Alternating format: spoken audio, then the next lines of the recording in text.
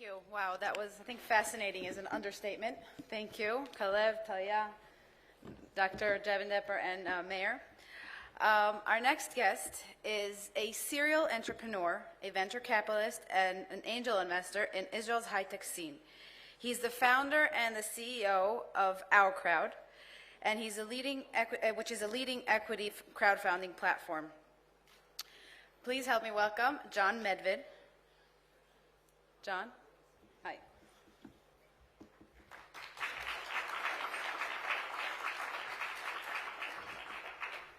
Well, I get the fun stuff to talk about. I know that you're probably looking forward to a full day of politics and security and excitement. I'm sort of the leitmotif, which talks a little bit about Israel beyond the political headlines, in particular what's going on with the Innovation Nation. And you've probably, I hope, read the book Startup Nation. We are now way beyond the startup phase. We continue to start tremendous companies, but we're now moving into scale up. And this really is the house business, right? If you go to Macau in China, it's about gambling, or Vegas. If you go to certain countries, it's about agriculture, or other countries about, cars and whatnot. Here, it's about technology. And technology is sort of important. If you look at this slide, you'll see how transformation has typically, swept through society. This is a slide that shows the amount of time it takes for a new invention to reach 80% penetration of households. And you'll see that back in the days of electricity, and Thomas Edison, it literally took you almost 50 years to get electricity penetrated to 80%. The same, by the way, very much with cars, radio, TV. It was decades and decades. And then it starts to sort of compress to the world of the internet and computers, smartphones, less than a decade. There was some data published yesterday that talked about this new application called ChatGPT. Have any of you seen this yet? Raise your hands if you're aware of this application. Okay, I'm going to give you a tip. You want to be hip and cool and know what's going on? Go check out and download this thing called ChatGPT from the OpenAI Foundation. It is the most extraordinary AI application in terms of basically asking it any questions. Yesterday, there were a whole series of articles all the way around the world talking about how this is the most important development of the last 100 years. Check it out. You know how long it took for it to get 1 million downloads? 5 days. Okay, in other words, from nothing, from zero, you never heard about it. So this pace of transformation is just accelerating to the point where things just change and change fast. Now, if you look at this impact on corporations, and in particular the S&P 500, which is an elite group of companies, you'll see that in the good old days, if you made it to that index, you were there for 60 years. Today, you're there for less than 20 years, and by the end of this decade, you'll be there for about a decade. Now, what happens? They die, they become zombies? Well, they get eaten by other companies, but they get superseded by the next big thing, meaning that even if you make it to the top of the mountain, you're not secure, because this change of innovation is extraordinary. So what's powering the change of innovation? What powers it is something called venture capital, which is an asset class where you take money, you invest it in people's ideas, you create companies, and then they become, ginormous and become the Googles and the Facebooks and the, Netflix and everything that we know today. Now, if you can look at this, I don't know if you can see the data. About a decade ago, this asset class was small and really boutique, right? There was about $50 billion being, I know that sounds like a lot of money, but in the world where there are, hundreds of trillions, 50 billion is not a big number. That's what there was in venture capital a decade ago. Last year, it peaked at about 650, so a tenfold growth. in venture capital, which was fueling this incredible technology revolution. Now, this year, by the way, that's data through the third quarter, it's going to be down because the markets are down. But look at this number, and you'll see why I'm up here talking about this technology topic in Israel. So here, last year, $25 billion invested in Israeli venture-backed companies. Now, that's a lot of money for a small little country. And when you sort of look at it in the context of military aid and all the charity combined, do you know what the number is in this country? Take all of that foreign capital, which is very important for Israel, right? The charity, the universities, the hospitals, the Jewish agency and whatnot, and the American military aid, which is incredibly important because of our ongoing defense issues. That in total is about $7 billion. So this is approaching 4x, 4 times that. And there's a big difference, by the way, because that stuff gets used once. It's very important. This creates yet more value because it's invested and it has an outcome. And in fact, you'll see last year, it didn't happen immediately in the same year, but the same year that there was $25 billion invested, there was $80 billion realized in what are called exits. Because remember, in the venture capital game, and I'm going to go grab.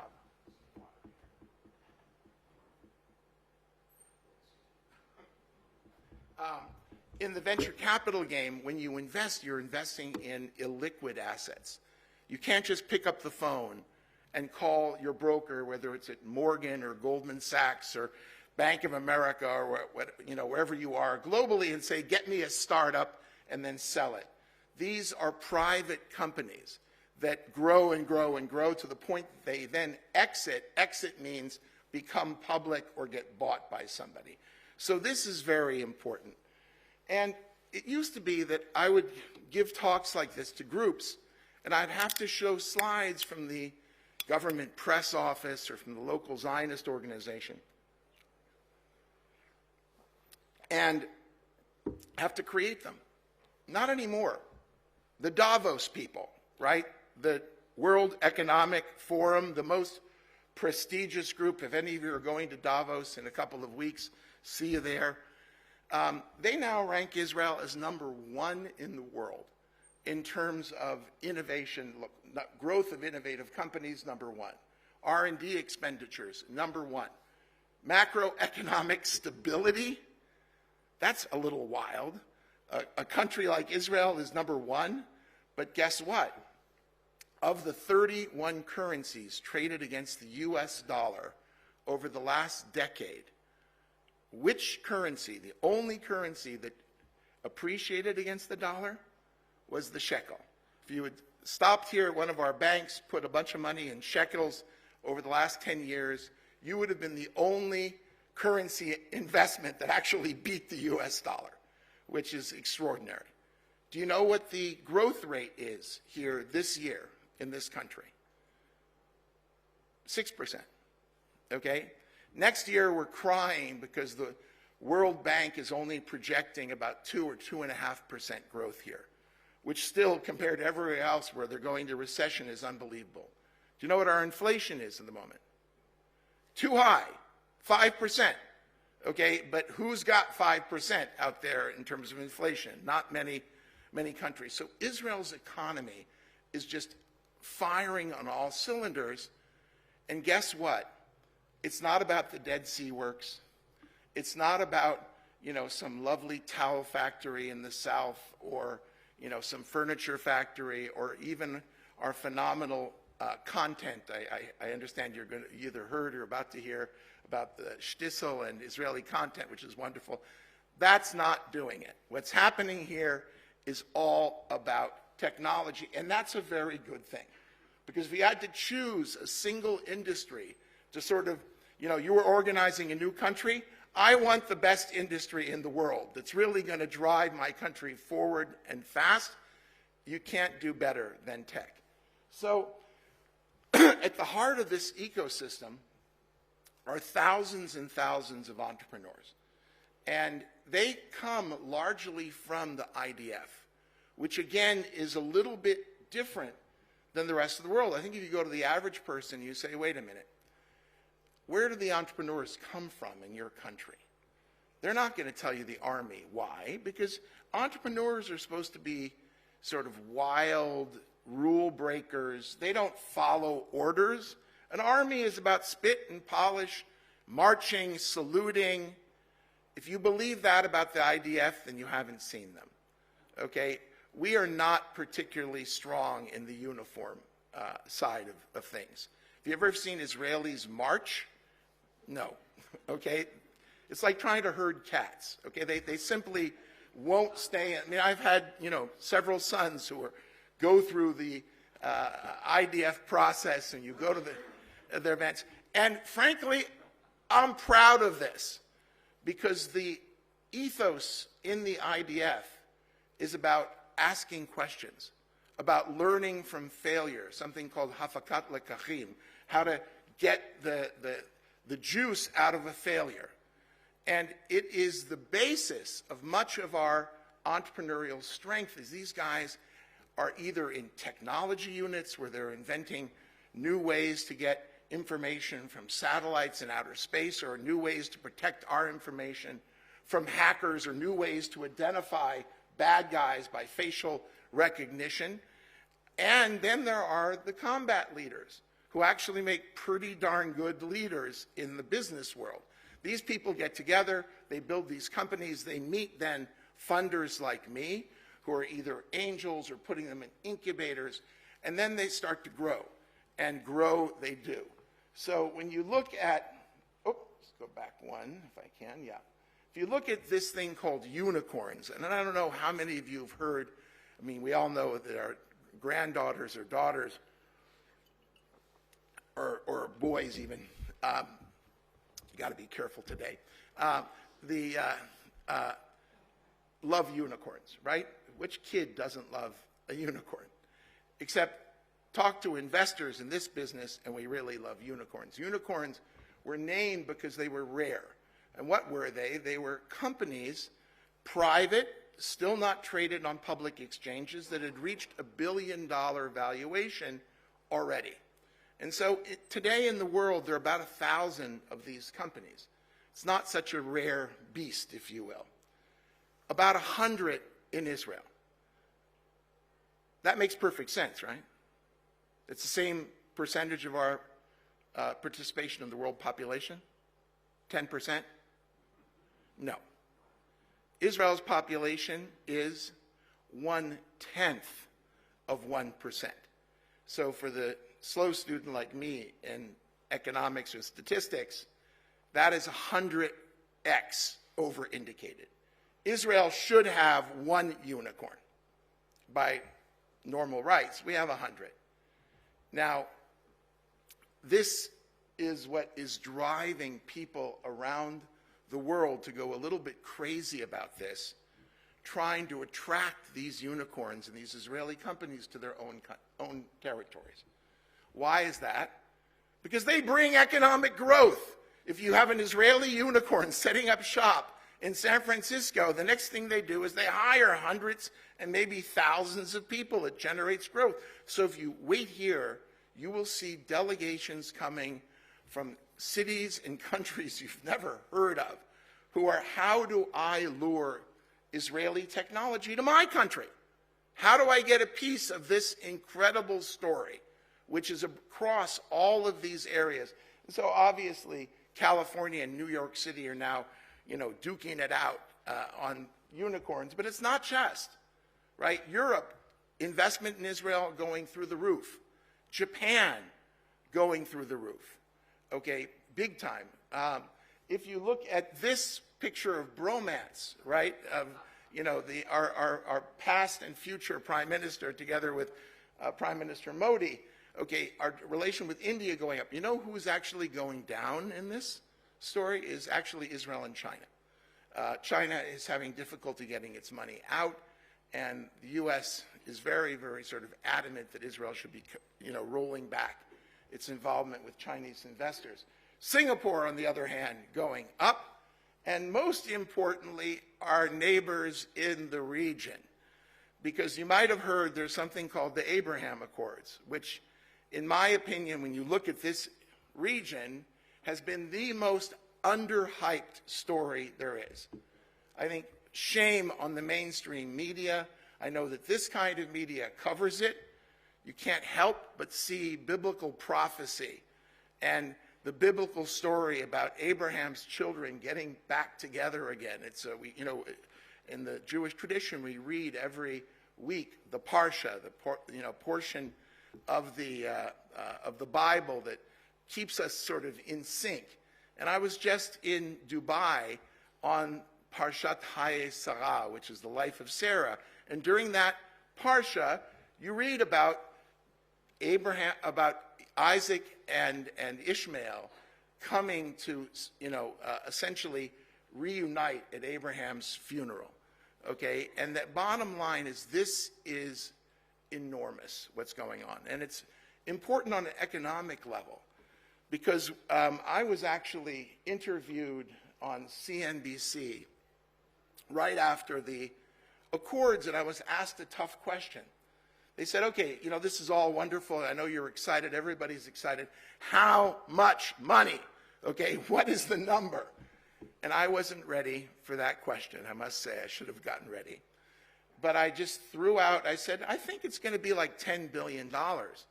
And the next thing you know is I start getting these angry phone calls from my team members, okay, who work for me. And they said, look, I know you're bullish on this, but you really had to use that number. We're going to be caught here. That's too much. And then I got another call from my partner in the Gulf. We've set up a shop in Abu Dhabi. His name is Dr. Sabah Al-Banali. And Sabah calls me and says, Medvad, why were you so conservative? You know it's going to be $100 billion. And, well, the argument's over because the Minister of Economy of the UAE has now predicted $1 trillion of activity. So my $10 billion didn't sound that off at that point. And the numbers are going through the roof. And we're now set up as the first Israeli company to be fully licensed in the Gulf.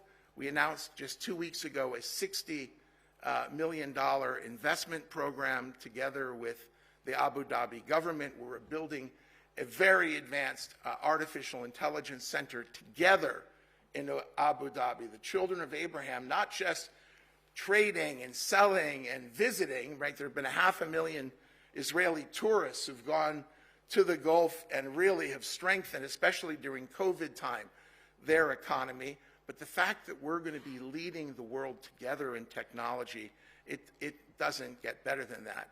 And then 3 weeks ago, I was in a little place called the Kingdom of Saudi Arabia, where I became the first Israeli venture capitalist to speak publicly at the Future Innovation Initiative, what they call Davos in the Desert. And I fully believe that this whole movement is like, it's akin to what happened in Europe when the Iron Curtain came down. This time it is the sand curtain. It's down. It's never going back. Okay? Anybody who believes that somehow we're going to be separated from our natural allies and friends who we share so much with, okay? And this is really something, a source of pride for Israel, for its friends, and I think for the whole world.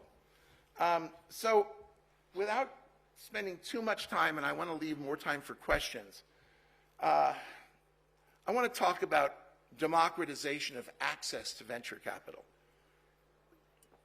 and how people in general can participate here. Because it turns out that this has been such an engine for wealth creation. And yet, if I asked this audience here, how many of you have ever made a venture capital investment? I don't think I'm going to get many hands. Anyone want to raise their hand if you ever made a venture capital? Thank God. God bless you. How did it work out? Okay. Good. Probably good. Look, the reality is that the smartest investors in the world are going into this asset class. The problem is it's very hard to get in because you can't pick up the phone and just call somebody. And, you know, you hear about this new AI application that I spoke about, you know, Chat GPT, or you hear about the next electric car or the next electric airplane, okay? And you'd like to invest in it, but how do you do that? So it turns out that if you, this is really hard to see, but back in the good old days, when Microsoft and Apple and Amazon were just getting formed, these companies went public early, right? They went public, all of them, at about $1 billion or less in terms of their value to the public. So Amazon went public at actually $400 million. Again, sounds like a lot, but not when you realize that it's today worth $2 trillion, right? You would have made, had you bought that company, a lot of money. You know, law of big numbers, you've invested $5,000 or $10,000. Okay, in Amazon at the IPO, it would have changed you and your grandchildren and your great-grandchildren's lives forever. Same for Microsoft, same for Apple Computer. You know, you just have to sort of see a little bit of the future and then go for it. The problem is that today it doesn't work that way. And the reason it doesn't work that way is what I talked about before relative to the unicorns. These companies stay private longer and longer, and they get bigger and bigger. So it turns out that you look at a company called Facebook, which, you know, has had its issues, very controversial, et cetera. But you know what the price that Facebook went public at? $80 billion. So the amount of money that was left for the public investor on the upside, he could still make 10 times his money, which is a wonderful thing. But you can't make 1,000 or 2,000 times your money like you could in the old days. So the imperative to get away into these companies when they're still private becomes huge and important. And that's how I set up my current company, Our Crowd, to solve for that. So if you look at people like the Yale Endowment, which is perhaps the most respected investor in the world, they are now putting 24% of their $40 billion endowment in venture capital. Most endowments have almost nothing. Most huge corporations have not enough. And so that's how we set up this, you know, even Jay Clayton, who was the former head of the SEC, said, look, if the growth opportunities have shifted, not all the way, but to a substantial extent into our private markets, and ordinary investors don't have access to them, it's not good. Okay, that's the whole point here. So turns out that I've been involved in venture capital and starting up companies for the better part of 40 years as both a founder and an investor. And I said, let's go create a way for people to play this, to do this, to invest seriously. But let's do it from Israel. Let's make the headquarters of this in Jerusalem, and let's bring people from all over the world who want to invest, who want to build the future, who want to solve the problems, which we all see. So the world is losing trees. What do we do about it? Well, we stop cutting them down. We start planting more. But we need to create technology because the world has lost 1 trillion trees. Okay? And you don't have to argue about global warming to understand that that's a problem. And that needs a technology solution. The fact that 15% of the greenhouse emissions is coming from which animal? The cow.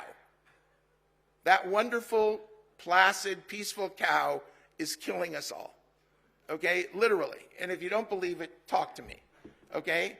And it's not, by the way, what's coming out of the back end, it's what's coming out of their mouth. It's the burp. The cow burp is the dangerous thing here because of the rumination. So are there technology solutions? You betcha. Okay, you're seeing the beginning, the first wave with almond and rice and, oat milk and whatnot. But we're right now on the cusp of being able to grow protein in vats. We're going to be able to grow milk that has no lactose, right? So no more lactose intolerance. Look at the great masses of the East who have no history of milk and really don't tolerate milk very well. It's going to be huge. We're going to be able to grow meat. We're actually growing insects, not initially for human food, but for fish food. Instead of ruining the oceans and harvesting all these little baby fish, why aren't we just growing, flies? Okay, they love it. Okay, so we have a company called Insect who's growing flies, industrially. Okay, there is so much potential. It's not just how to fight the next pandemic. So, for example, you look at how we're all beneficiaries. Many of us today are sitting here essentially secure because of the vaccine. Because of the fact, and I don't want to be, controversial, yes, no, but the reality is we're here in a country which led the world, okay, together with, by the way, with our new friends in the Gulf. The two top countries who got vaccinated first were the UAE and Israel, okay, which is interesting to note. But the problem is we didn't think of most of the world who needed a vaccine. So today in Africa, they don't have the vaccine because it requires incredible cold chain technology because it's complicated. We need a pill. We need a little cheap pill that you can take. We can't develop that? Of course we can. We've got a company who's doing it. Okay, but there are endless kinds of applications that we can do for food, for climate. You know what? Cement. Do you know how much of global greenhouse emissions come from cement? Cement, by the way, this is a disturbing factoid, is the most common element in the world other than water. There is more cement in the world than there is sand. Okay, that is disturbing to me. And cement is responsible for about 7 to 8% of all greenhouse gases when you heat that stuff up with the Portland cement process. We can make green cement. It's not that we can't have to stop building. We can continue to build the planet, but we don't need to kill ourselves while we're doing it. This is part of what makes technology so exciting. And to see these companies create this and bring unbelievable numbers of people here to Israel is a little bit biblical.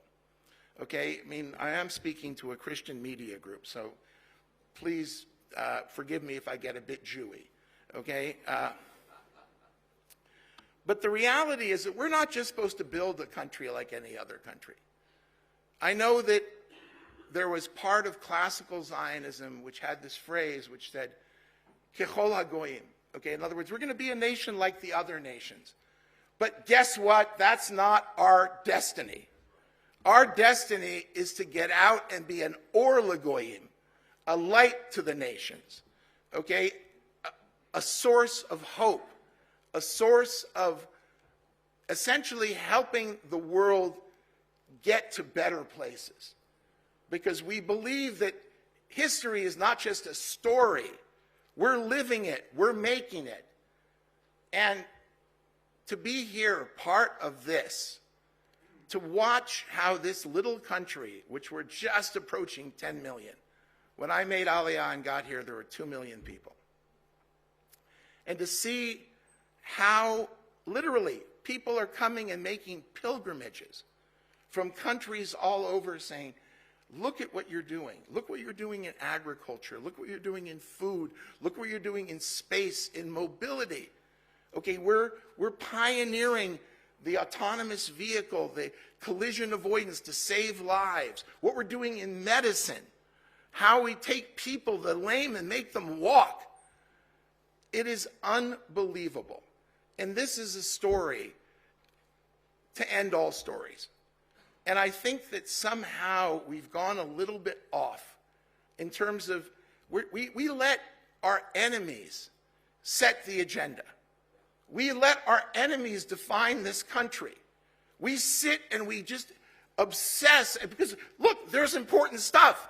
This panel just before me is super important. What's going on with Iran, what's going on with terror and whatnot. I don't want to belittle it at all.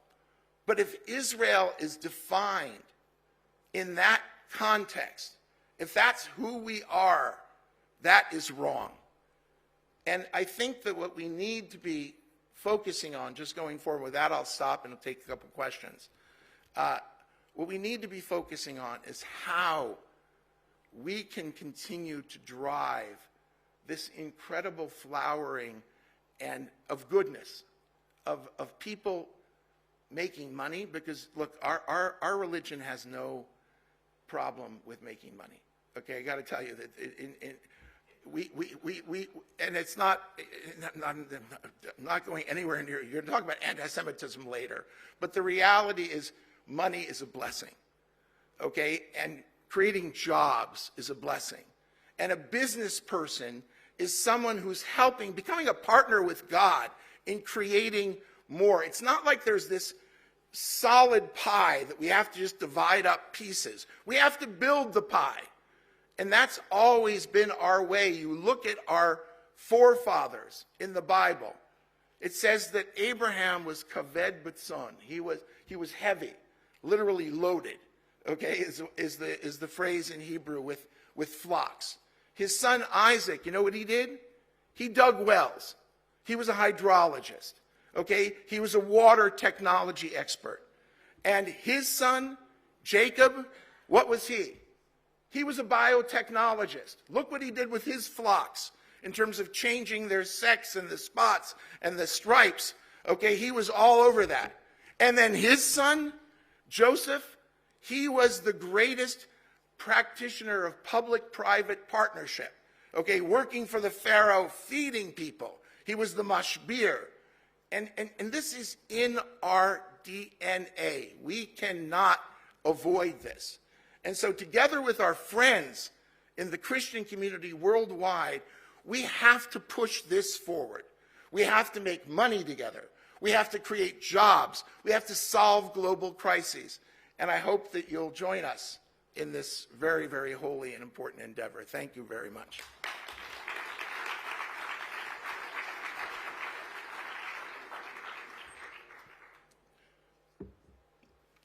Time for a couple of questions? 2 questions, please. Thank you very much. With all due respect to my sons want to talk to venture capitalists. The question I have for you is how do you balance the idea of venture capitalism and becoming rich and racing to become the Tower of Babel, where men want to be God, and the issues of climate change is really becoming the cult that we worship. And you're talking to Christian media here. Right. We are all representing Christian worldview, a biblical worldview to the world. So the point that's a wonderful question. Yeah. It seems like I live in the Western world. I come from South Sudan. I'm African. And I live in the United States. It seems like the richer any Western individual become, the gravitate towards climate change. That becomes the new religion. Yeah, it becomes the existential threat.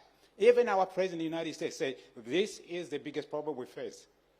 I read the Bible, both Old and New Testament. There is no one single threat, single promise that the world will be destroyed by man. God will destroy it by himself.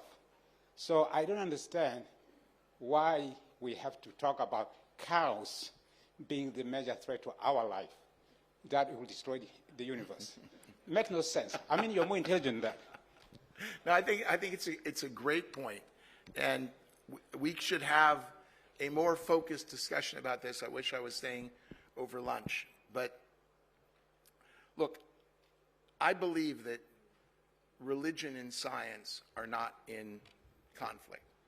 My late father, Dr. David Medvad, wrote a book called Hidden Light, which is the science secrets of the Torah. I have no problem with science. And my religion has no problem with science. We believe and have believed for thousands of years, and that's why I brought up the cases. I truly believe what I said before about our forefathers. Technology is an important tool, but it is not the source of God's truth. right? In other words, you can't take it too far. Today, technology, climate change, and whatnot have become religions in and of themselves.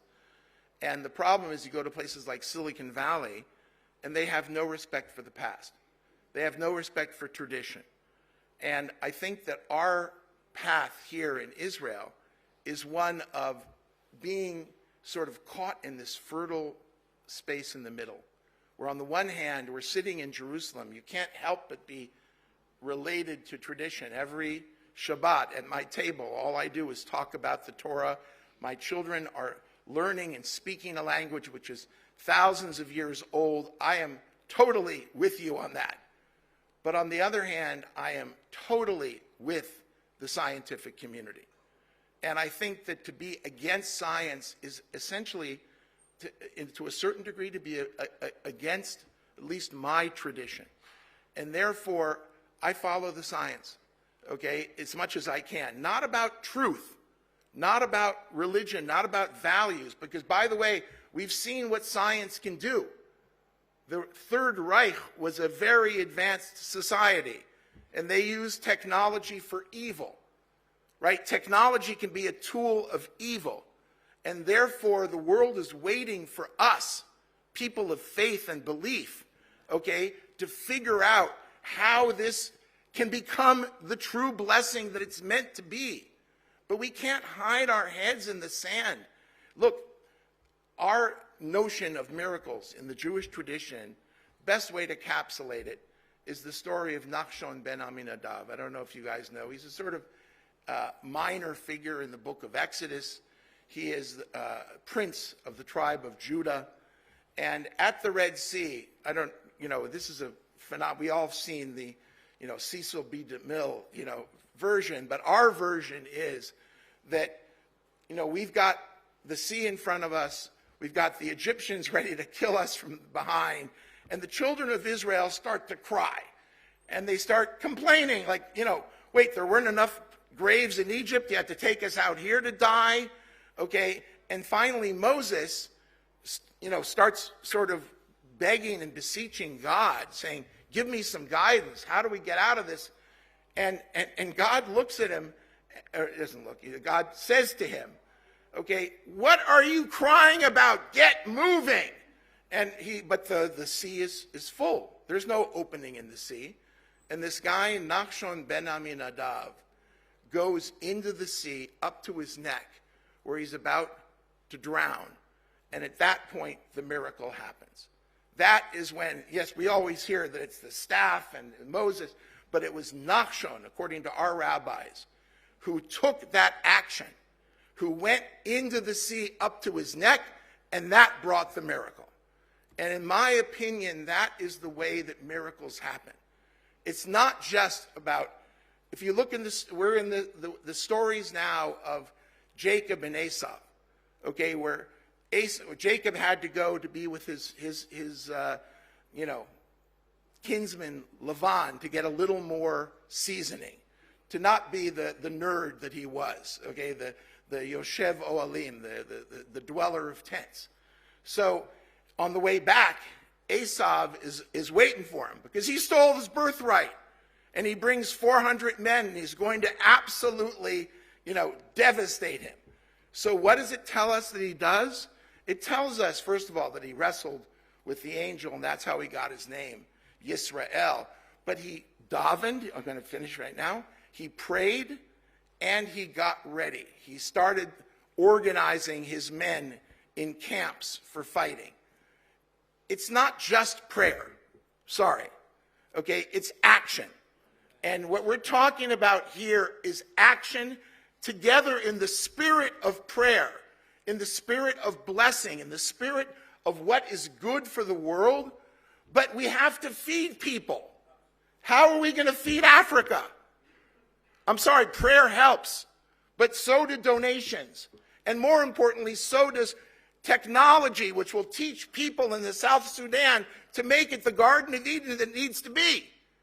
Okay, and that's going to only happen with science and with Christians and Jews and Muslims leading in science and being informed by areas that are that are close to the heart and close to our faith. Thank you very, very much.